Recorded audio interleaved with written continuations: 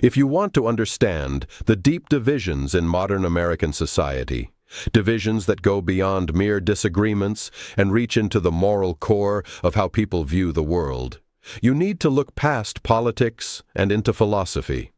Not academic philosophy, but real-world lived philosophy, the kind that shapes how people judge what is possible, what is just, and what government should do.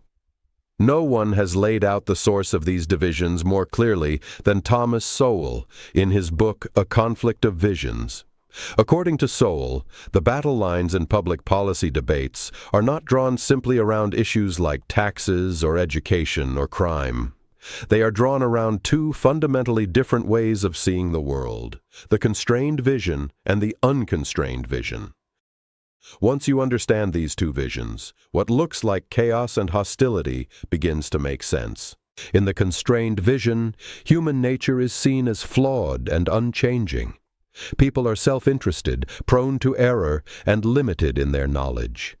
The best we can hope for, in this view, is to channel these limitations through institutions, incentives, and traditions that have evolved over time. Moral intentions are less important than practical outcomes. Trade-offs are inevitable. The goal is not to achieve perfection, but to minimize suffering and maximize stability through the use of mechanisms like markets, the rule of law, and constitutional checks and balances. This is the vision behind limited government, free markets, and traditional values. It understands that no one has all the answers, so power must be distributed and freedom preserved, not to indulge selfishness, but to prevent the far greater evils of concentrated power in the hands of those who believe they are morally or intellectually superior. By contrast, the unconstrained vision views human nature as malleable and improvable. Problems in society are not the result of inherent limitations, but of flawed institutions, ignorance, or moral failings. In this view, there are no permanent trade-offs, only barriers to be overcome by education, empathy, or enlightened leadership. This vision fuels the progressive belief in systemic reform. If only the right experts were in charge, if only society were reshaped with enough force and intention, then inequality, injustice, and even human selfishness could be eliminated. The unconstrained vision believes in the power to redesign the world from the top down, often ignoring the hard-earned knowledge embedded in history, culture, and traditional institutions. Once you understand these visions, you can see them at work in every major political conflict. On crime, the constrained vision sees it as an unavoidable part of human nature, best controlled through deterrence, enforcement, and punishment. The unconstrained vision sees crime as a symptom of social injustice, something that can be cured with rehabilitation, income redistribution, or more social programs.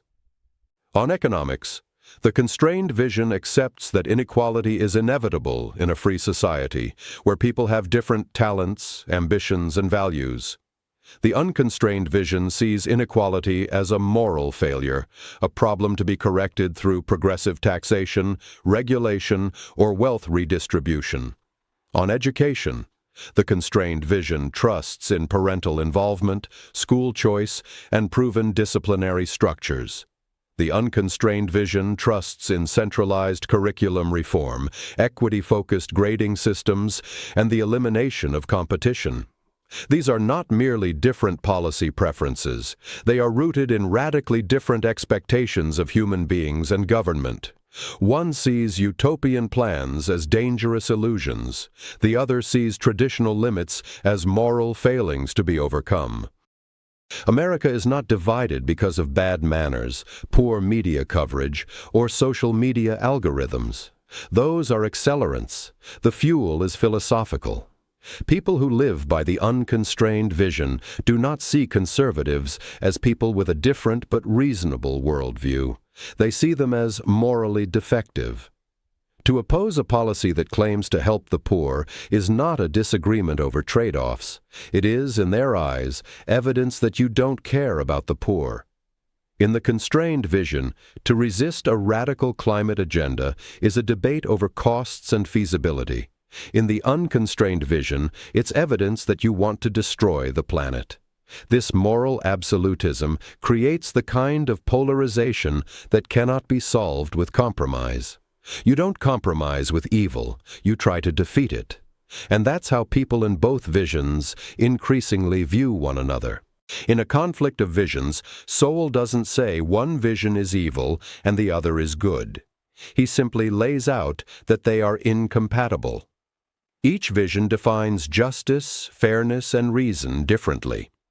The tragedy is that many people operate entirely within one vision and cannot even comprehend that another one exists. They believe their opponents are not just wrong, but malicious or stupid. When the unconstrained vision dominates, you see government grow in scope and arrogance, promising solutions it cannot deliver.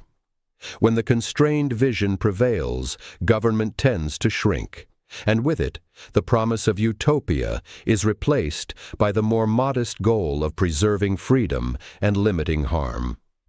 Until we recognize that America's polarization is rooted in these fundamentally different worldviews, we will continue to talk past one another. We will mistake policy disagreements for character flaws and disagreement for hate. Soul's insight is clear. Each vision has its own notion of justice, of equality, and of power. And until we realize this, we will keep trying to solve philosophical conflicts with political talking points. To heal a divided nation, we don't need more slogans. We need to rediscover the underlying visions. Only then can we disagree with understanding, if not with agreement.